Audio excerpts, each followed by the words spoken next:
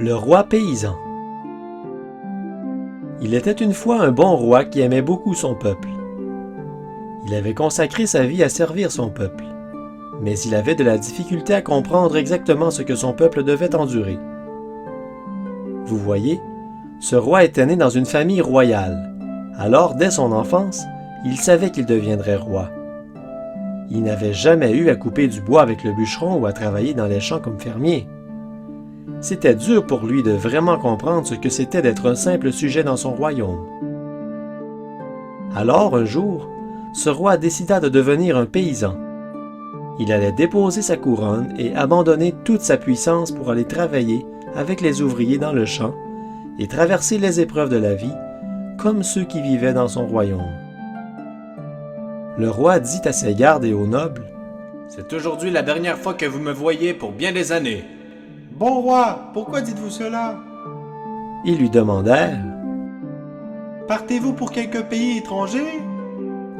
Le roi répondit: « Non, je vais me mêler à mes sujets, je vais devenir paysan. » Ses gardes et les nobles étaient étonnés. Pourquoi le roi deviendrait-il un paysan? Pourquoi devrait-il se soucier de ce que les autres doivent endurer? Il serait toujours roi. Alors que lui importait la façon dont les autres gens vivaient? C'était difficile pour eux de comprendre, mais la décision du roi était prise. Le bon roi quitta le château, s'habilla en paysan et alla vivre parmi eux, afin de mieux les comprendre. Le roi aimait son peuple et il voulait comprendre leurs besoins et leurs désirs. Alors il est devenu l'un d'entre eux.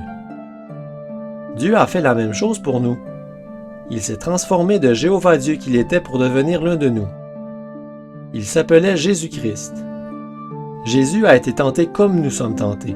Il a souffert comme nous souffrons et il est même mort comme nous. Nous devons mourir. Il n'avait pas à faire tout ça. Il était Dieu. Mais il nous aime tellement qu'il a décidé de savoir exactement ce que c'était que d'être l'un de nous. Alors, quand on parle à Dieu, nous savons qu'il comprend exactement ce que l'on veut dire, parce qu'il s'est transformé pour devenir un homme appelé Jésus.